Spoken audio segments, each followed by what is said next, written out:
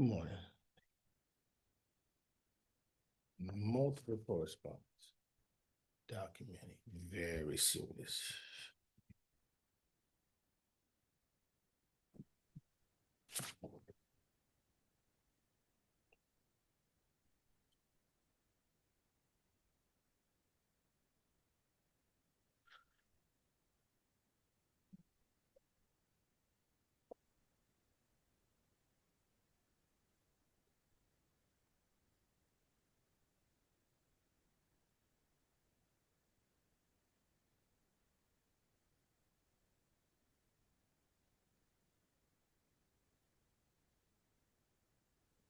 Thank you.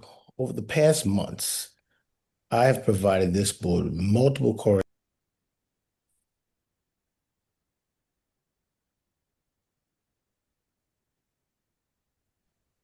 Good morning. Can everyone hear me? I can. Yes, I can hear you. Okay. I don't see the people.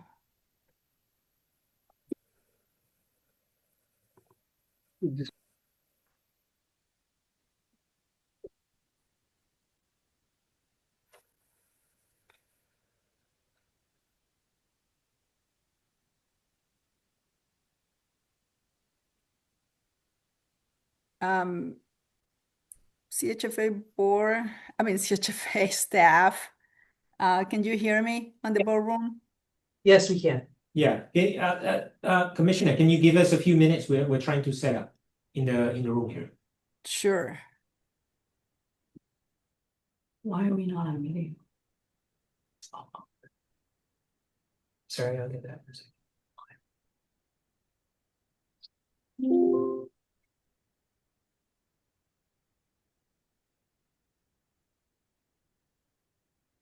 Good morning, everyone. I'm virtual today, so we'll wait for the, here they are. Good morning, Commissioner. Good morning. Staff, let me know when you guys are ready. Yeah, Okay. just one more second, please. It's based over into that. It's following, has he?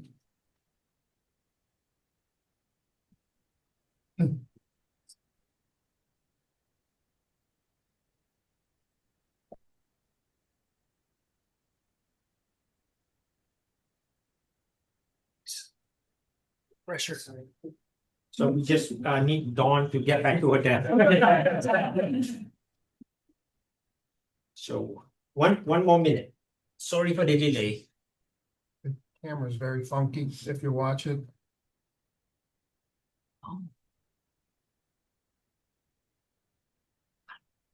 Yeah. Shows us. There. Terribly sorry for the delay. I'm at my desk, Commissioner, and ready when you are.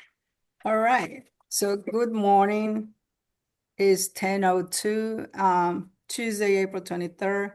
I'm going to call the meeting to order. So Don, could you do roll call, please?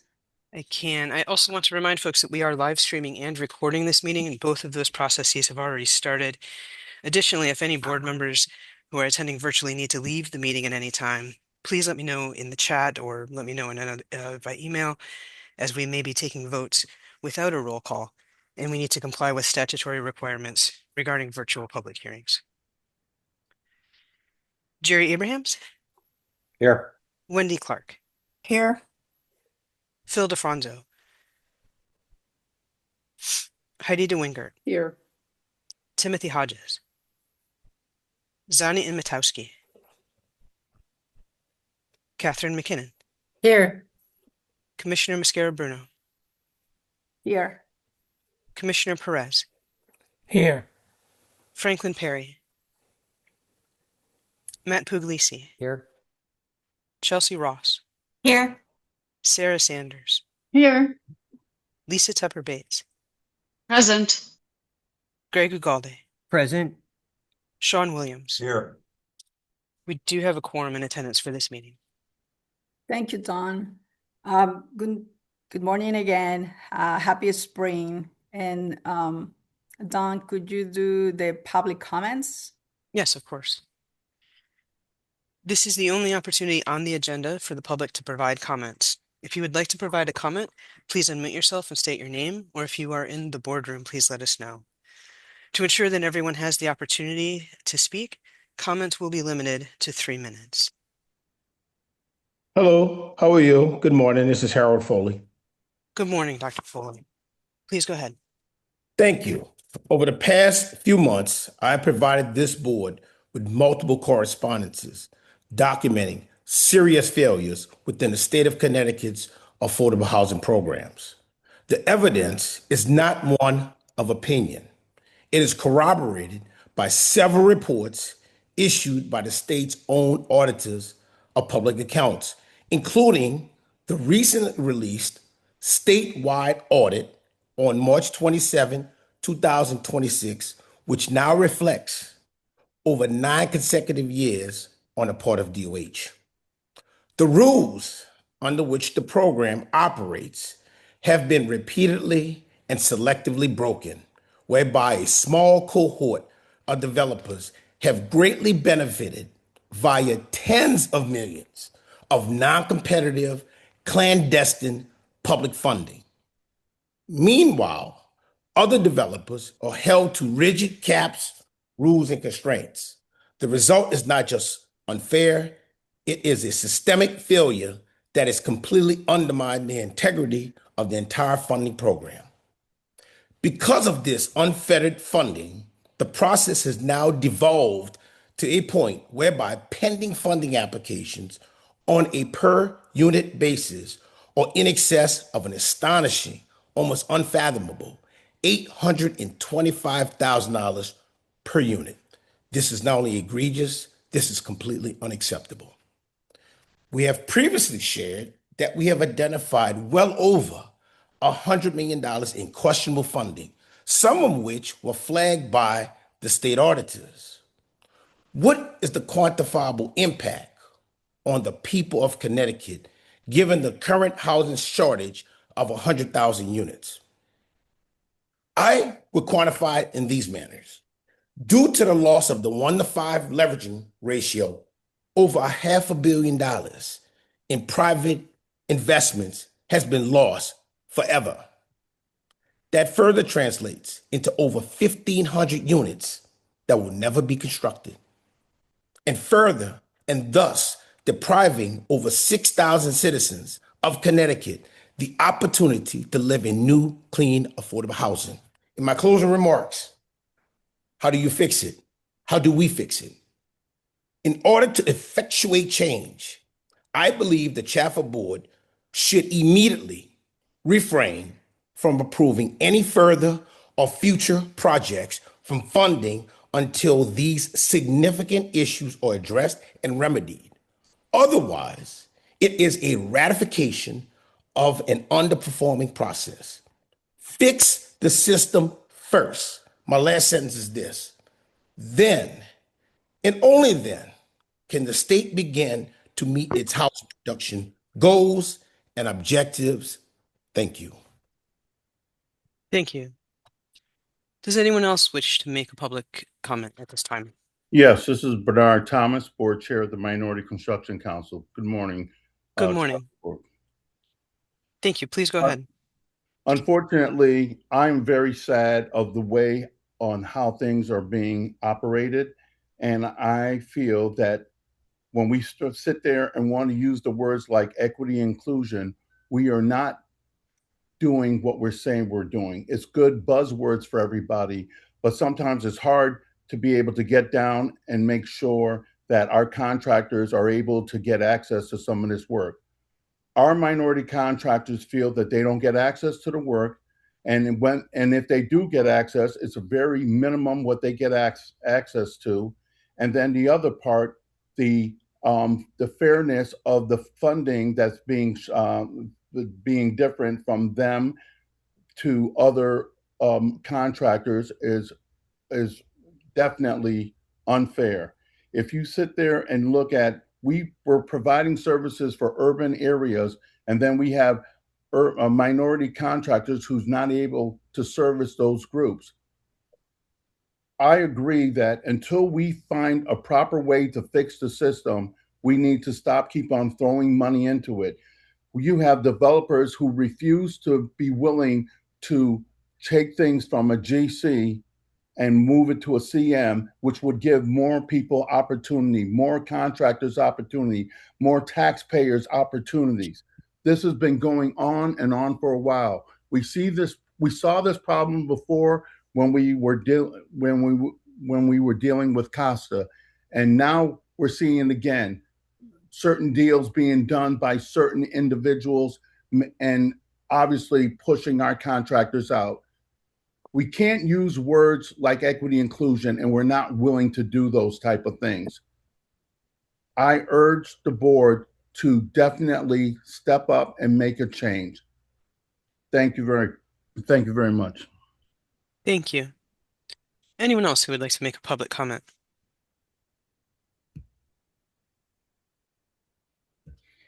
Hearing none, the public comment period has now ended. Commissioner, back to you. Thank you. Thank you, Don. To Mr. Foley's comments, we cannot make any comments since we have a pending litigation with Mr. Foley. To Mr. Bernard Thomas, I will have the staff, we certainly can have a conversation. I know that you and my office have been having conversations to how we can help through the process. So Pat Giuliano from the multifamily will reach out to you and we can have a conversation to see how we can work together. Thank you. Next on the agenda, Nandini. Yes, Can you please give us the report for the CEO? sure. Good morning, everybody. Good morning, members of the board. For my CEO report today, I have a couple of announcements, if you will, to make. First, I'm really pleased to share that we've hired a new Chief People Officer. Javier Padilla will be joining CHFA on Monday, April 27th. This comes after a very strong search process that started back in December of 2025 with great involvement from our HR team as well as members of the executive and senior teams. I want to thank the board's personnel committee and especially the commissioner, Lisa, Sean, and Franklin for your time, your support, and your thoughtful input along the way. Javier brings over 20 years of HR leadership experience, including executive roles in both the private and public sectors. Most recently, he was with Oak Hill, a nonprofit focused on delivering critical services. As our Chief People Officer, Javier will lead our HR division and help ensure our people strategy is aligned with CHFA's strategic goals. He'll serve as a key advisor to me and the executive team and will focus on areas like talent, culture, engagement, and employee development. Second, I would like to recognize the upcoming retirement of a dedicated member of our multifamily asset management team after 32 years of service. Wendy Moores joined CHFA in 1993 and has become a trusted and invaluable resource for our portfolio properties. Over the years, Wendy played a key role in advancing process improvements across the authority, serving as a lean coordinator in the mid-2010s and earning the well-deserved nickname of Lean Queen. She has also been a generous mentor to many colleagues, leading her team with a steady, reassuring presence. Wendy's depth of institutional knowledge is truly exceptional and will be difficult to replace. Just as importantly, she has invested time in developing the next generation of asset managers here at CHFA. While she will be greatly missed, she leaves behind a lasting legacy of dedication, leadership, and commitment to our mission. That ends my CEO report. I'm going to now ask Tom Goldfuss of Wilsey, our external auditor, to give a overview of the 2025 audit results. In short, I won't give it all away, but just to say that Whittlesey did issue an unmodified opinion or a clean audit of our FY 2025 financial statements, and we did have a pretty robust discussion at Finance Committee. Tom, can you? Nandini, before the auditor, any questions for Nandini's report? Okay, go ahead, Nandini. Okay, thank you, Tom. Yep. Thank you. Good morning. Yeah, you stole our thunder a little bit here. So Nandini is correct. We did have a discussion about an hour ago with the full audit committee. So myself and Katrina, we're here to go over at a very high level the results of the audit. So I'll continue, and if there's any questions, look forward to that at the end. But this document gives an outline of not only audit procedures, but our audit team. If you skip ahead to the next page, we'll talk about the audit results. As Nandini mentioned, an unmodified or clean opinion was issued on the financial statements, as well as our audit work on major state and federal programs. Those audit reports look at not only compliance, but also internal controls over compliance, and no compliance findings were noted, and there were no deviations on controls. There were no material weaknesses discovered, and we noted no significant deficiencies either. The other report that goes hand in hand with this is our report in accordance with government auditing standards that focuses on internal controls over financial reporting as well as compliance. And again, similar to the prior reports mentioned, no exceptions noted. Those were unmodified or clean reports as well. During the course of the audit, we had no instances where we identified material misstatements, whether they be corrected or uncorrected by management.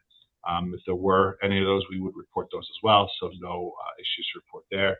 And we did have an IT control specialist here at Whittlesey review not only internal controls, information technology controls over financial reporting, but also looked at some high-level cybersecurity risks and control structure within your IT department, and there are no concerns noted there either. So that's something that we also provide on top of the audit, is that we do a little bit of work over IT controls to make sure there's no glaring risks or anything identified to be concerned about. Finally, just to recap on management, management was very cooperative. Management provided all information that we requested, as well as a representation letter. Management does prepare the financial statements fully on their end, and we do a review of those and provide feedback. But the financial statements themselves, which includes a management discussion and analysis, consolidating schedules, OPEB, and pension liability schedules, those are all prepared by management. And of course, we provide our audit reports. The next page, some additional communications for us to mention.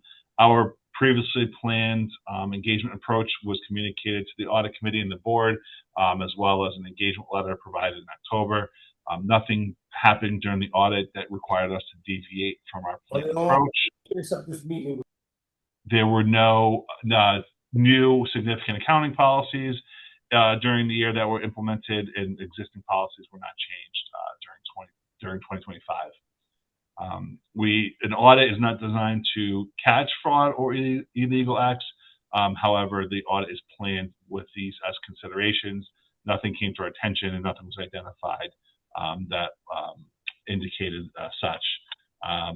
Mentioned no material weaknesses identified in the audit information. And I think finally, the independence of our firm has been maintained throughout the process of the audit. We do check internally to make sure in the beginning of the audit, as well as during the audit, that independence is maintained by our firm, and that is confirmed to you again here as well. The following slides also, if you go to the next page, outline significant audit approaches that we take in certain key areas. I won't go into detail on that, but that is provided here. So if anyone has any questions, happy to take them. Thank you, Tom. Any questions for our auditor?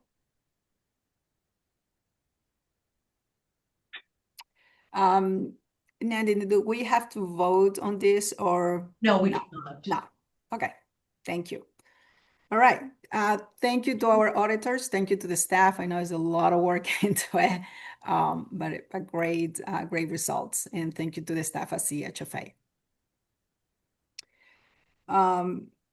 Thank you, Tom, and your firm. Moving along, we have the Finance Committee. We have 2 items that we need to take action, and the first one is going to be presented by Hazin. Thank you. So good morning, Madam Chair and members of the board. For your consideration is a resolution to authorize CHFA to issue up to 375 million of the Housing Mortgage Finance Program bonds in 1 or more issuances. The sale will allow CHFA to raise additional lending proceeds and fund about 1,272 first-time homebuyer loans. As of April 14, CHFA had a net aggregate pipeline of about 270 million. Based on the interest rate environment, CHFA plans to utilize a structure consisting of fixed rate and variable rate and expect to close the issuance in June.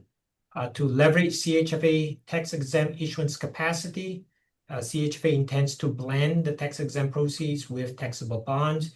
CHFA has informed Wells Fargo Securities to lead the second single-family financing for this year.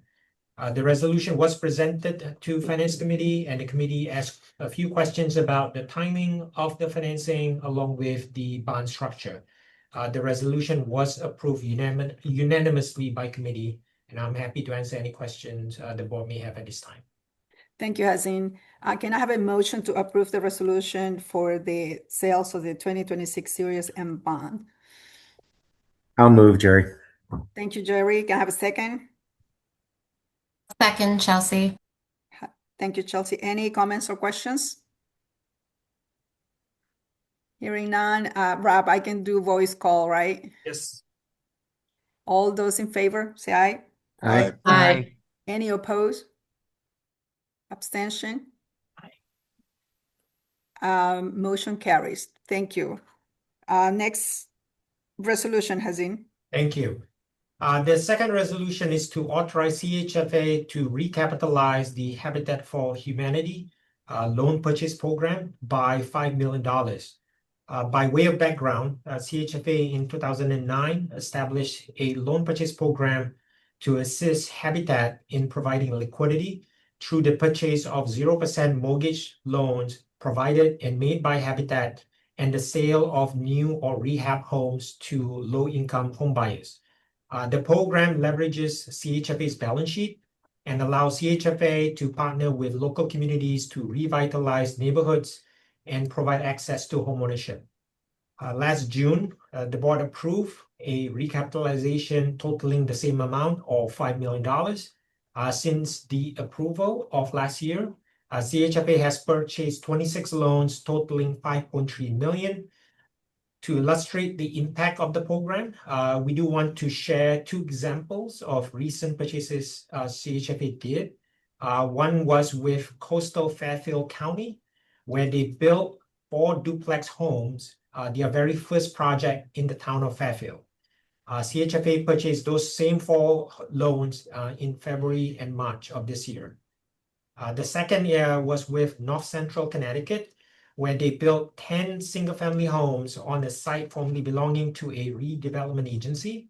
And through April 8, CHFA has purchased 8 loans. The resolution was presented to Finance Committee, and the committee asked a number of questions about the originator and the servicer of the loans, the loan underwriting requirements, the funding source and assumptions, and the impact of private sector funders. The resolution was approved unanimously by committee. This has been a very successful endeavor for CHFA, and I'm happy to answer any questions the board may have at this time. Thank you, Hazin. I can have a motion to approve the resolution for the loan purchase program for Habitat for Humanity presented by Motion to Hazin. approve? Thank you, Greg. Do you have a second? Second, Sean. Thank you, Sean. Comments or questions? Okay, we'll do a voice call. All those in favor, say aye. Aye. Aye. Yes. Opposed? Abstention?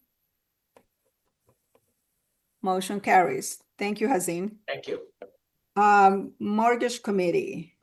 Pat, could you take the first resolution, please? Yes, good morning. At Tuesday's Mortgage Committee meeting, Carol Gooden presented a request for the amendment of the March 23rd, 2023 resolution for Curtis Cofield in New Haven. The requested amendment included the extension of the resolution to March 1st of 2027 and the modification of the terms of the additional loans to be coterminous with the permanent loan. This project has experienced significant post-construction delays in attaining their benchmarks, mainly due to issues related to leases provided by residents by the property manager. NHP, the owner of the property, has removed that management company and as of April 1st hired Wynn Residential to take over the management of the property and assist them in resolving any outstanding issues necessary to achieve those benchmarks. The construction lender, Citizens Bank, has agreed to extend the term of their construction loan accordingly. After some discussion with mortgage committee members, it was agreed that staff will provide mortgage committee updates during the construction period. Members of the committee unanimously approved the request, and I'd be happy to answer any questions. Thank you, Pat. Can I have a motion to approve the resolution presented by Pat? So moved, Kathy. Second, Second. Kathy. Second. Who is that second? Heidi? Thank you. Commissioner Paris, your hands is up. Yes, it is. Can the speaker expand a little bit more what the lease issues? He simply said there were lease issues and they're changing the property manager, but what were the issues? Pat? Yes, the original property manager issued leases starting back in July of last year. And those leases did not have the correct contribution amounts from the residents. There are housing choice vouchers at this project. And as part of housing choice project vouchers, residents are required to pay 30%. It seems that, and we're in the process of analyzing what occurred. It seems that the property manager issued leases with zero contribution from the residents. Subsequently, the property manager that has been removed then pursued notices to quit on 22 of the residents that had not paid their portion of the contribution.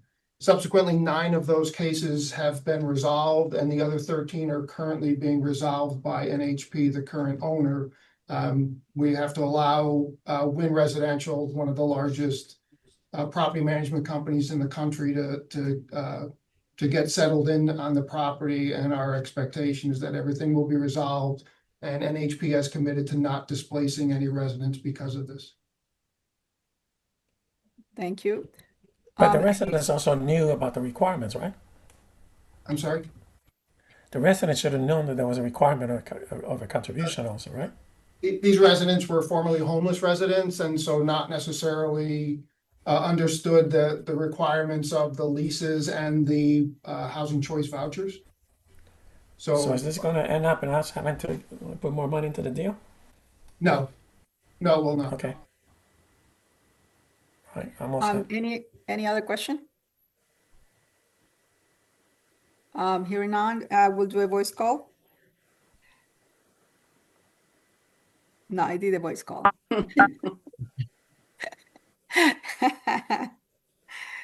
So, all those in favor of, say aye. Okay. Aye. Aye. Opposed? Abstention? Motion carries. Pat, the next one? Yes, at Tuesday's mortgage committee meeting, Liz Valagorski made her final presentation before retirement with a request for taxable bond financing for the Warner and Woodbridge. The request included a permanent-only mortgage from taxable bond proceeds in the amount of $2.3 million at a rate of 6.25%, amortized over 40 years with a term of 35 years. And an additional permanent-only loan funded from the Opportunity Fund in the amount of $1 million at a rate of 1% with a 35-year term, payable with 25% of adjusted cash flow. William Warner is a 30-unit age-restricted community in the Flats neighborhood of Woodbridge. It is currently in the CHFA portfolio, with only 6 of the units being affordable and the other 24 are unrestricted. Over the past year and a half, CHFA staff has worked with the current owner and the town of Woodbridge to identify an owner best suited to take on the responsibilities of the property. After much consideration, New Samaritan was selected and financing discussions were commenced. New Samaritan is a nonprofit owner-manager of affordable housing, well known to CHFA. As part of their acquisition of the property, New Samaritan will complete a full renovation of the property and will make all 30 of the units affordable. As part of the acquisition and rehabilitation plan, no residents will be displaced. In addition to the amounts being provided by CHFA, DOH has agreed to provide approximately $2.4 million in capital subsidy. Please note that one of the conditions of the approval in the board materials before you was the extension of the 2050 expiration of the ground lease by the town of Woodbridge to match the terms of the new CHFA loan. Yesterday, I was informed by the first selectman of the town that the town has decided to issue a new 60-year lease on the property, thereby eliminating that need for condition. Members of the mortgage committee unanimously approved the request, and I'd be happy to answer any questions. Thank you, Pat. Just to before I'll take a vote to remind board members, this was a project where we had a member of the town in public comments opposing the purchases of a private developer, and because of the concern of the rent that they were going to be increasing, residents that were there for a long time were going to be displaced. They didn't have, these units were not de-restricted, but they were affordable because the owner did not increase the rents as private owners do. So the staff, we tabled it at that time, and the staff was asked to take a look and to help to find a viable purchaser so that we could maintain those units as affordable. So the result is great.